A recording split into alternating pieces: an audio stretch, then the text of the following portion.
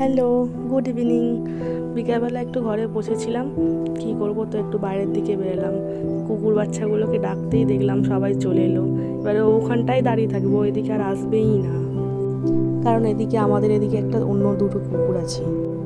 এই দেখো, এই দুটো ওদেরকে দেখছে, এবার ওরা এদিকে এগাবেই না কিছুতে। ভাবলাম একটু আদর করব, কিন্তু কিছুতেই আসবে না। আর এই মহাশয়কে দেখো, এখানে কত এনাকে মশা কামড়াচ্ছে।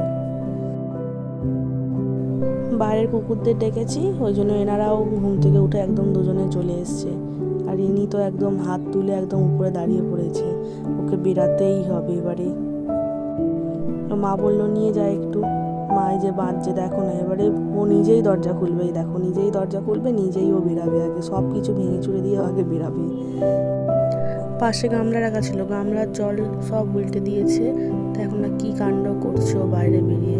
এই যে আরম্ভ হয়ে গেল, এবার যে কতবার এই জিনিসটা করবে ও, আর তোমরা দেখতে থাকো। মানে ওর মধ্যে ধীর স্থির বলে কোনো জিনিস নেই, সারাক্ষণ একদম লাফালাফি করতেই থাকছে। দেখতে পাচ্ছ, একদম 1 মিনিটও দাঁড়াবে না। আর যদি একবার বিড়াল দেখতে পেয়েছে, আমাকে শুদ্ধ নিয়ে টেনে চলে যাবে। এই দেখো করছে, দেখছো, পাশেরটাকে একদম পুরো ঠেলে সরিয়ে দিল। এই দেখো একটা ধাক্কা মারলো। এখন আবার কিছু একটা খোঁজাখুঁজি চালু হয়েছে, যেটা পেলে এখন খাবে।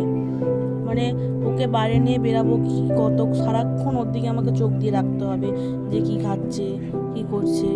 এ দেখো আবার এখানে এসে কাজটা করছে। কি বলবো, এই তোমাকে বললাম প্রথমেই, কতবার যে এই কাজটা করবে। এখন দেখছে দূরে এই কুকুরটা বসে আছে, দেখতে পাচ্ছ, ওই কুকুরটার দিকে দেখছে।